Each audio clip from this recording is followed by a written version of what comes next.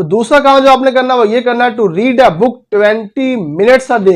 आपने रोजाना 20 मिनट अपनी फील्ड की कोई किताब पढ़नी है। आप चाहे बैंकर हो, चाहे इंजीनियर हो, चाहे डॉक्टर हो, चाहे लॉयर हो, चाहे आर्किटेक्चर हो, चाहे आप जॉब होल्डर हो, चाहे जिस भी फील्ड में आप काम कर रहे हो, चाहे आप बिजनेसमैन ही क्यों ना हो, आपने अपनी फील्ड की कोई किताब 20 मिनट रोजाना स्टडी करनी है। और जिस दिन आप बोर हो जाए उस दिन आपने कोई जनरल नॉलेज की किताब पढ़ लेनी है, लिटरेचर की किताब पढ़ लेनी है, इस्लामिक स्टडी कर लेनी है, या हिस्ट्री की किताब पढ़ लेनी है। यानी आपने कम से कम रोजाना 20 मिनट कोई किताब पढ़नी है। अगर आप ऐसा करेंगे तो साल में 365 दिन होते, तो आप एक साल में 122 घंटे पढ़ेंगे। एक रिसर्च के मुताबिक दुनिया में 90% जो लोग हैं एक साल में सिर्फ 22 घंटे पढ़ते हैं।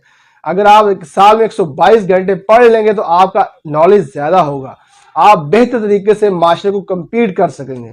तो सेकंड काम जो आपने करना वो ये करना